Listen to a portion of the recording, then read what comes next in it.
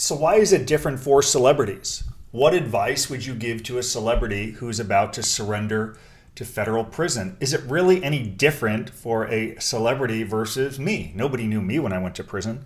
These are questions a journalist asked several years ago, Peter Hawley, who wrote a very large piece about white-collar advice for the Washington Post. And the cover of the article said, "The fixer and felon who prepares the rich for prison." Well, our team has worked with a number of celebrities throughout the years, and I thought it would be insightful, somewhat educational, informative, to share specific details that our team offers to our celebrity clients before they surrender to federal prison. The benefit, of course, is any defendant traversing the system will find value in it, though I really want to hone in on the advice we give to our celebrity clients. Before I do, please like and subscribe, only, of course, if you find value in the content, and if there's things you'd like us to cover, things you'd like us to do differently. We are always open to feedback. We just want to prove worthy of your attention and time. With that said, let's jump into specific advice we give to our celebrity clients. You may be wondering, who are some of these high-profile celebrity clients? A simple Google search would give an idea of some of the people we have worked with. We have two very large projects coming out in the next month or two with high-profile clients who we worked with, who were able to do their community service work through our nonprofit, and they're demonstrating what they've learned through this experience as a way to give back. And that's one of the most valuable pieces of advice we give to any defendant, but certainly celebrities. Many celebrities have been successful. They've built businesses. They've worked incredibly hard to reach a level in their career where they're in a position to give back. So certainly some celebrities go to prison and say, that's it, I'm done. I don't ever want to talk about it again. Have a nice day. Don't break it up. Others, primarily a lot of the celebrities we have worked with, have said, I recognize I've had a lot of benefits in life. I have some privilege. And I want to find some meaning through this. And I want to find a way to give back and contribute. That's teaching in prison. That's teaching post-prison. A nonprofit our team works with inspires and teaches more than 100,000 people a year in prison. We can leverage off their expertise to teach and help people, really inspire people on the inside. Another piece of advice that we give to our celebrity clients is don't bitch and complain. The lion's share of our celebrity clients get very short sentences. Just look at the Varsity Blues case, where our company worked with more than 10 families now. 2 months, 3 months, 5 months, 30 days. Many people, I don't know you, I don't want to indict you, I want to be careful, but a number of people, if you look at comments over the years, have said, that's absurd, 30 days, 60 days is a joke, that's ridiculous. They're going to serve time in one of those country club prisons. It's party time for them. Some thoughts. They can't control where they're serving time. They didn't create the criminal justice system in this country. They're not in a position to decide what this prison system should look like, if there's a track or a volleyball court or a tennis court.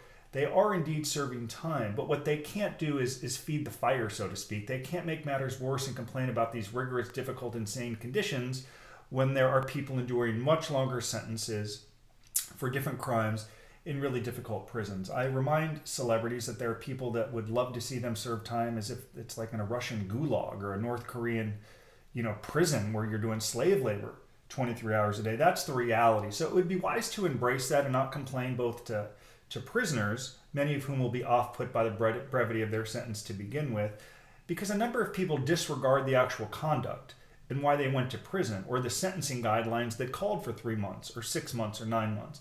Many people jump to their celebrity. They got 6 months. The average person would get 10 years, 15 years, even if there are no facts to justify it. It's what people say. It makes good TV. It makes good headlines in this social media world. Well, people love to go on there and troll and find pleasure, I should say, in the pleasure of others. So avoiding complaining to prisoners is key, and also to staff, many of whom will admire them because of their celebrity. They'll watch them on TV. Some staff will be off-put by them, in part because they may think the sentence is so short, or they're jealous of them. So I would encourage we encourage our celebrity client to avoid the complaining, also to avoid staff. An issue with some people who don't think they should be in prison, including some celebrities, is that they don't view themselves as a criminal. And I would argue this upsets some people, I know, because I've seen some of the comments over the years. But I'm of the opinion, so many crimes in this country could be handled civilly. I mean, we are the world leader in incarcerating people. It is absurd. I believe we have 5% of the world's population. We warehouse 25% of the world's population. So many people who are in prison who should not be in prison. I'm not saying they shouldn't be sanctioned. So please don't leave a comment that says, oh, you're suggesting that these people shouldn't be held accountable. No, they plead guilty, they're embarrassed, reputationally there's fallout, there are lasting consequences. The question is, should they go to prison, all of them? Should a lot of this be handled civilly? Government investigations, once you're embroiled in one, it is very difficult to emerge unscathed. For these reasons, we encourage our celebrity clients to embrace this and to not respond inappropriately when they're serving 3 months or 6 months, 9 months, or a year, and not react when people say you're serving time in one of those country club prisons. They cannot control where they go.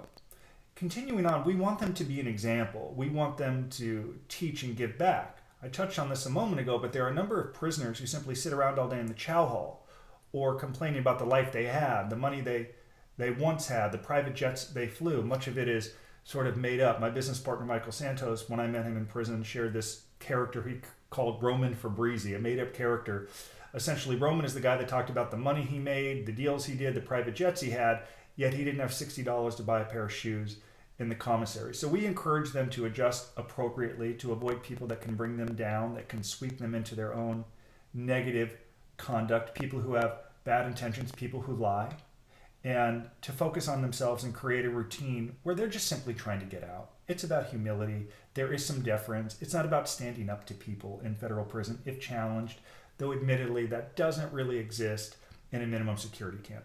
The lion's share of celebrities will go to a minimum security camp for sentences that are very brief. And that leads to some additional advice that we give, which is recognize if you're serving 3 months or 6 months. I'm not saying it's not a long period of time in your own life, but in the totality of your life, Mr. or Mrs. Celebrity, it's a blip.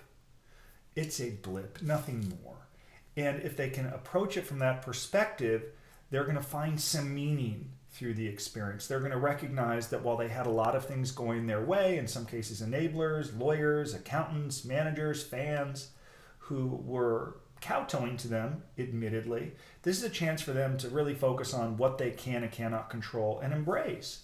There are aspects to this experience that are uncomfortable, and rather than try to manipulate it, they should just embrace it. They should just own it. And if they can find that perspective, they'll be much further along, and they'll be looked at more favorably, leading to the next piece of advice that we frequently give. This is going to be harder on their friends and their family, primarily their family.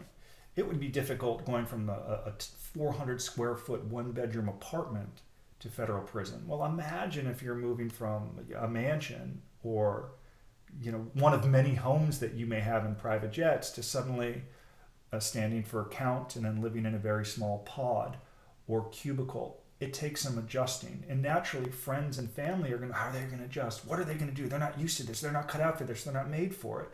Well, of course they're made for it. They're leaders. They're successful. To become a celebrity, to become rich, unless it's inherited, they've worked hard. They've put in the time. They understand willpower. They understand the importance of living a deliberate, disciplined life. They understand the value of processes and systems and overcoming immeasurable heartache and stress to advance their career and agenda. I say that because that first time they call home, I hate to use the word lie because our company doesn't encourage people to lie. I'll use a euphemism, fake it till you make it. We encourage our celebrity clients when they call home to be upbeat, to be positive, even if they're mad, even if they're angry, even if they don't think they should be in prison, or the sentence is too long, or the conditions are harder than they thought. Indeed, there was a federal lockdown across the whole country because there was a riot in the penitentiary in Beaumont. So they locked the Bureau of Prisons, locked prisons all across the country. Prisoners are on lockdown. Well, a lot of people going to minimum security camp didn't sign up for that. They didn't sign up for quarantine for 60, 70, or 80 days, which some of our clients have endured, celebrity clients have endured, which I know makes some people happy because they want them to suffer, back to the analogy of serving time in a Russian gulag. So when they call home, they need to know their family's worried. What are they going to say? What are they going to do? So rather than lie, fake it till you make it.